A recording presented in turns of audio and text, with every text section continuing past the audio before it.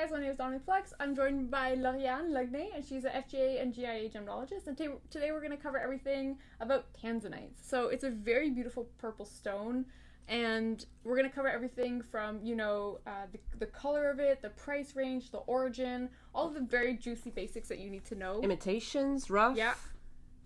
And the optical phenomenons that the Tanzanite has that most people don't know about. So yeah. I'm excited. Yeah, because I feel like it's a stone that's very known by jewelers because it's very beautiful, but maybe less to the public. So let's go. In. So what's a Tanzanite?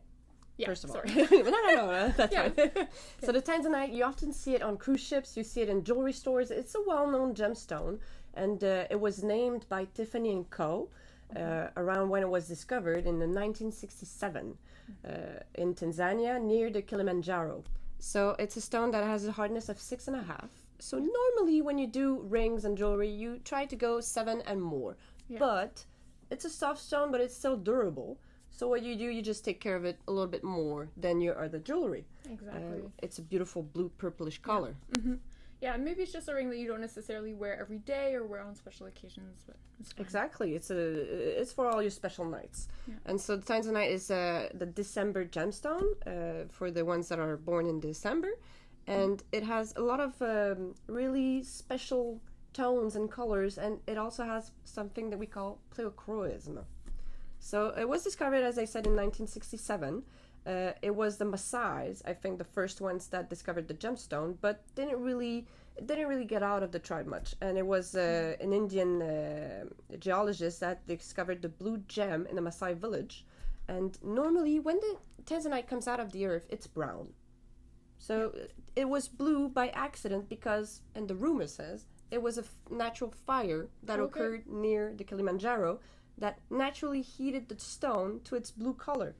And that's one of the reasons why it wasn't discovered before that. They were all brown stones, and it's not really an interesting color. Mm-hmm. But when it's heated, and even at low temperatures, it becomes a beautiful purplish blue. Yeah. I think some people even refer to it as a diesel. A diesel color, because it shows different hues of greens and pinks sometimes within the brown, so it has like a diesel appearance. Is it the perfect time to talk about Pleochrism? Yes, let's jump into it. Okay. So, as you said to me before the video started, I think a few people told you about color shift. Is that right? Yes. There's a lot of talk about not exactly color change, which is what we see in Alexandrite, where the color really changes in daylight versus incandescent. More of like a shift. So, it's a slight change and not as dramatic. So, I'm going to correct that. Yeah. Because Tanzanite does not have a color shift. It has a Pleochrism. Mm-hmm. And it's different. It doesn't depend on which type of light it is under to change color. It depends on which direction you're looking at. So let's say you look at a rough Tanzanite here. If you look at this direction, you see a deep purple. If you look into this direction, you see a deep blue. And if you look over it, you're going to see a yellow. So it's not depending on the light, like the color shift or color change stones. Mm-hmm. It's depending on the stone and the way you look at it. Yeah. So it doesn't have a color shift. That's a rumor. It has Pleochrism. And the Tanzanite is one of the few rare gemstones that is trichroic when not heated and dichroic when heated. So it loses an additional color when heated. Okay. Sometimes they don't, but most of the time they do lose it. Mm-hmm. And the few colors that you can see. So the main colors are blue, purple, when you look at a Tanzanite that is heated. But when it's not heated, you're going to see either magenta, yellow, or green in the stone. And you can really look at the different colors. If you see this rough here, you can see the yellow and the blue all together in the stone. And that is an unheated rough Tanzanite. Mm-hmm. So it's a really interesting concept. And it's a phenomenon in the gemstone. And it doesn't have, not a lot of gemstones have that. The tourmaline has it. Yes, exactly. And I was wondering, is it because of the structure of the crystal is like tourmaline, where it grows in lineards? Exactly. Yeah. It's depending on the structure, and the vanadium in the stone also helps, because the vanadium is the one that colors the Tanzanite blue and purplish blue. Okay, so had it been in contact with any other color, any other like magnesium or iron, would it have changed color? Yes, but not enough to be in the chemical composition. Okay. Because sometimes you have some elements added to the stone to change the color, but not enough to modify the chemical composition. If I can add, the Tanzanite gemstone comes from a family known as Zoisite. Yes. So the blue Tanzanite was discovered around 1967, but the Zoisite was well known before that. And the Zoisite comes in a big range of colors. You can have some yellow, you can have some green, you can have some brown, you can have some pink, and the rarest of them all is the pink one. Yeah, because that's really, I mean, I've never heard anybody ask for it. I've never read about it. It's out there. It's a collector's gem. It's a collector's gem. Yeah. When I went to the miner there, so it's not verified information, but the miner there told me that they found a pink zoisite about every 7 years in the mine. So that's an interesting concept to think about. So it's quite valuable. It's quite valuable for the collectors. And I do have one here that you'll see in the video later on. And what's interesting is if you think the pink zoisite is rare, and it's each 7 years that you see one, the blue Tanzanite is 1,000 times rarer than diamonds. So it's extremely rare. So if you see the blue Tanzanite, you have 1 in 1,000 chance to see one compared to a diamond. So then why are we not hitting the same prices? It's because it's not as in demand.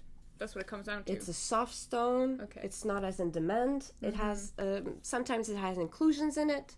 And you can find bigger Tanzanites. You can find 20 carats, 30 carats Tanzanites. It's possible. Where the diamond, it's rare to find big diamonds and flawless and good color. So it's less expensive than diamonds, but I wouldn't call it an investment stone. Okay.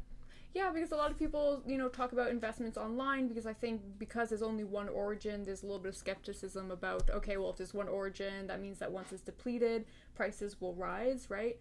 But there's no sign of depletion. No. So the big marketing campaign done by Tiffany Co was that since there's only one mine in the world, and that's true, true enough, there's only one mine in the world, then it's a generational gemstone, and once the mine is depleted, then there'll be no more. So that was the big marketing campaign on Tanzanite, and it's still said today on cruise ships, it's still said today in shops, and while it is true that there's one mine, and that when the mine is depleted, we have no way of knowing where else we can find it, it doesn't show signs of running out. So at the moment, we have plenty of Tanzanites. So it's not yet considered an investment stone. It might be in 20 years, but not today. Not today, yeah. So don't go right out and buy some. You'll be okay. And I also just wanted to touch on heat treatments really quickly again. So it was really by chance that we managed to find the first blue Tanzanite because of a fire near the Kilimanjaro. But normally, when you get Tanzanite out of the ground, it's brown. No, but more so in the sense of like how rare is it to find stones of a nice color that haven't been heat treated, right? Like most sapphires are heat treated. Yes. Is this... So 96% of Tanzanite are heated. Okay. Consider 4% not needing any heating treatment. So that would increase the price quite a bit. That would increase the price quite a bit, but you have to prove it. So if it has 3 colors, it's a well enough proof, but it's not definite because you can still have a low heat treatment changing the color, but not the Pleochrism. So today we don't really have a way of telling if the Tanzanite was heated or not. Wow. If it still has its 3 colors. Because it's not being heated at a high enough temperature like sapphire where it's going to change the composition. Exactly. Wow. Okay, so that's really interesting. If it has 2 colors, it's been heated for sure. Yeah. But if it has 3 colors, it might have been heated, it might not have been heated. Okay. It depends because when you heat it, they lose that 3rd color that is green, yellow, or magenta. Really they lose that one. Very cool. It's a very cool phenomenon. And I'll show you the Pleochrism later on. And what's also cool with zoisites and tanzanites in general is that you can have bicolor ones. Yes. So you can have ones that are a little bit green, a little bit blue, half and half. You can have some that have patches of brown, patches of yellow. Yeah. So it's a beautiful stone when you know how to cut it, that it can have multiple colors. And those are usually not heated too because they don't want to lose the additional colors in the stone. And so I guess they're heating after the stone is cut?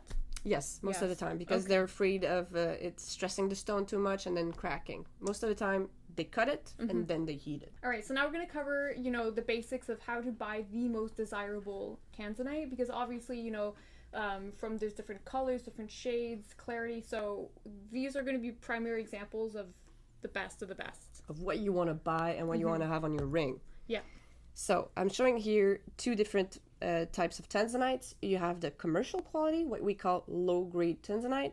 It's included, it's a bit pale, you don't really see through it, and the cut is not well done. Yeah. But when you look at the one here on the side, it has a beautiful, deep, purplish blue.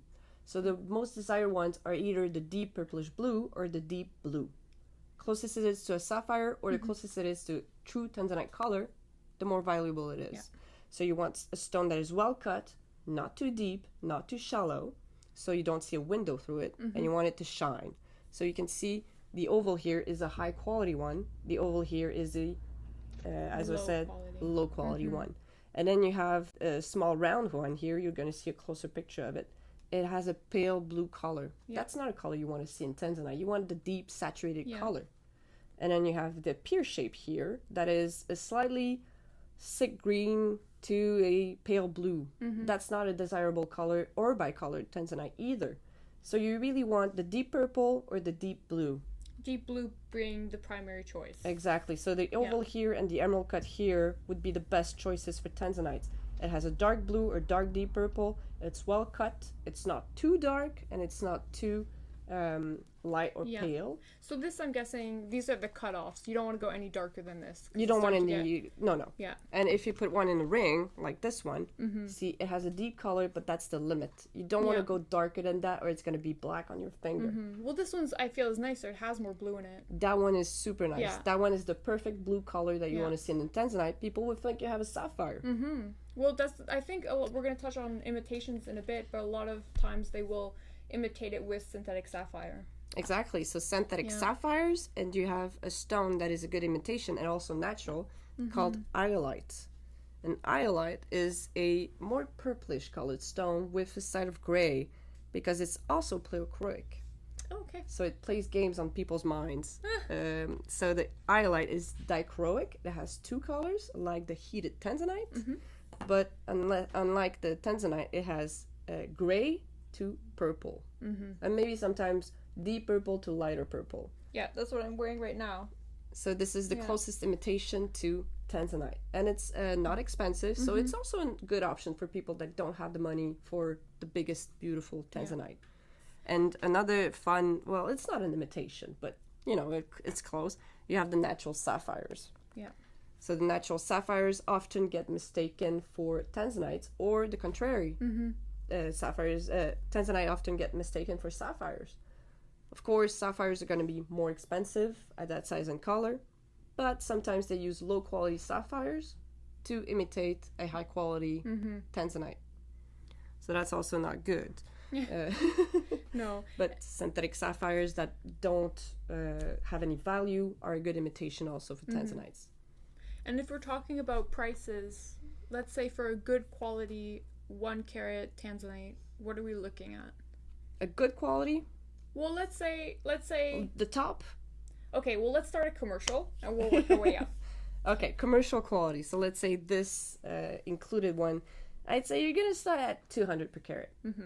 It's not much, but it's still a stone that is considered rare. It still has its value, but if it falls on the ground, you're gonna have 2 stones. Yeah. If you go a bit more medium quality, you're gonna go to 400, 500 per carat. And if you go to high quality, easily go to the 1,000 per carat. Yeah. For a 1 carat gemstone. Okay. High quality, best color, comes directly from the mine, and the mine is divided in several blocks called A block, B block, C block, D block, and sometimes high quality ones have their own block written on the report. Oh, wow. So you know if it's artisanal or from the official company. Because I think what she was explaining to me off camera is that they do everything in-house, even the gem cutting. Yes. So they're going to know exactly what section is coming from. Most of the time, but there's a lot of artisanal mining that you see. I put a picture here. This is artisanal mining in Tanzania. So it doesn't have any company behind them. It's just people deciding to try their luck at mining Tanzanite and trying to find the biggest one. But sometimes they come from a known block with an official company, and that they're going to write it. They're going to know where it comes from. They're going to have the rough sectioned. And that's what you want, because the artisanal mining is not the best one in Tanzania. And they passed a law a few years ago saying that you can't buy rough Tanzanite more than 1 gram and get out of the country with it. you have to cut it in the country, and that was to help the economy, the economic system there, and it was to help the cutters and have everything in-house. Yeah, to give jobs to their community. I think that's really good. I mean, it's a good thing. Well, it's good, but at the same time, she mentioned that's why maybe the production is a lot slower because they don't have enough cutters. So, you know... They don't have enough cutters for the worldwide demand. Yeah. So if you see big rough like this, big facet rough like this, non-heat, it's either old stock or it was smuggled through Kenya. Okay. And it still happens. Yeah. But if you see mineral specimens like this one, they can still be cut. Mineral specimens, there's no restriction on it. So if you sell it as a mineral specimen because of the shape of the rough or how it is, then there's no restriction to get it out of the country. So you'll often see old stock, smuggled rough, or official mineral specimens. Yeah. But the other ones, they're all cut in Tanzania and either bought and sold as is or recut in your own country if you want to. Okay. Yeah. That's very cool. You see the yellow. We'll do close-ups right away. You'll see the yellow. Yeah, and I'll show you on pictures all the Pleochrism and the different colors that you can find in the rough. It's really interesting. So here I'm going to show you the Pleochrism of Tanzanite. As you can see with my dichroscope, it has the yellow color and the blue color, meaning that normally it's not a heated Tanzanite. So that's a big piece of rough. You don't see the two colors that well, but with it, you can exactly see the separation between the two. And if you want to see the third color, just move it, and then you see a deep purple color. So that's run rough, but I wanted to show you the other ones with some green. So here you see a separation. I just have to move around a bit here. A lime green color with a light blue color. And then you just turn it around, you're going to see the purple. So this is trichroic Tanzanite. I have a hard time saying it with my French accent. And then you have the mineral specimen. There you can see that you could see the two little yellow stripes naturally. So that's rare in Tanzanite. But if you put it under, you see here the purple, the blue, and then when you turn it over, the yellow becomes bright. Meaning this is also normally not heated Tanzanites. But if you look at heated Tanzanites, I'm going to take the oval here that we have faceted, you can only see the purple and the blue. But if you turn it around, you won't be able to see any other colors than the purple and the blue. So this one is dichroic, so it only has the two colors because this one was heated. So if it has two colors, it's heated, that's for sure.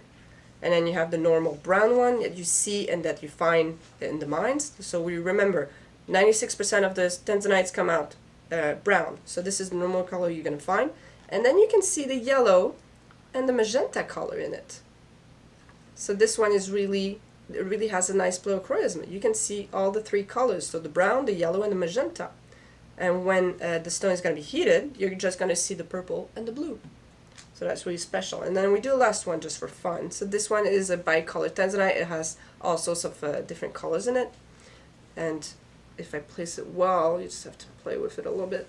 Here you can see the purple and the blue. And if you turn it around, a deep green. So purple, green, blue. And if you play around a bit, you're going to see different tones of those colors in the stone. So that one is not heated too. Look at that green. And this is a dichroscope. It's the tool that gemologists use to determine if a stone is pleochroic, if it's a dichroic or trichroic. And it's the tool we use to see if maybe the stone is heated or not. So Lauriane did go to the mines. She was able to go down into the, 200 meters? 250 meters about it, yep. So the picture you see here, you're going to get close-ups too, is artisanal mining. So it's kind of illegal mining of Tanzanites. So there's a lot of rough coming from those. Often they're the ones that are smuggled in Kenya. Often they're the ones illegally sold. So this is not the type of stone you want. But if you go down, this is me dressed, I look like a Barbie in this, to be close. If you go down the original mine, you can find big chunks like this. And this is heated, but it's almost the size of my palm. As you can see, these are big sized Tanzanites. And it's quite rare to find this. But you can find it in bigger sizes, as we said, than diamonds. So still, it's easier that way. I mean, just looking at it, it's like crazy. It looks like candy. It looks like candy. It looks fake. Unreal. Yeah. And the company there has an official quality scale where they look at the inclusions, the color. As you can see, you got the deep blue, and then you go down and it gets paler or more included, and they judge every gemstone with that scale. So as you can see, there's a gemstone in the middle, and they're judging the color scale. and then you go down the let's say the official mine, and you go down about 250 meters. There's a lot of dust in the air. The air comes from a tube here to so that not everybody dies in it. The security is well enough in there for an African mine. It's the security is tight. Everyone has their helmet, and the stones come up from the mine through bags like this. It's really the only mine in the world, and it comes up through bags like this. Extra strength. So they do use dynamites. They do use mechanical. How do you say it? The pelle. Oh, shovels. They do use mechanical shovels too, but it's big tunnels like this. You can have it's kind of a Swiss cheese under there, and you have the bags with the stones and the air coming for everyone here. Very interesting. But it is a dusty environment. Yeah, well, it's very cool that you were actually able to do that. I mean, it's a once in a lifetime experience. Yeah. It's fun. So now that we've talked about how to buy it, let's talk about how to treat it. Okay. Care for it. Sorry. No, it's fine. So treatment, only heat. There's no other treatment of it. Don't try. So taking care of the Tanzanite. It's a fragile mistress, so be careful with it. Yeah. No heat, because as we said, low heat can change the color, but it can also destroy it. So even on your hot plate at home, you can change the color of the Tanzanite on your hot plate at home, but it might explode. Okay. So maybe don't try it, or try it with glasses on. How to take care of it? Ultrasonic is a no. Le jet de vapeur. A steam. The steamer. Cleaner. Yeah. Don't use it. Jewelry cleaner. Be careful with the acid or the chemicals in it. Just use soap, water, gentle washing on it. You can use a toothbrush, no problem. Just not anything that has high heat, acid, or that is gonna, break it apart. Yeah. Okay.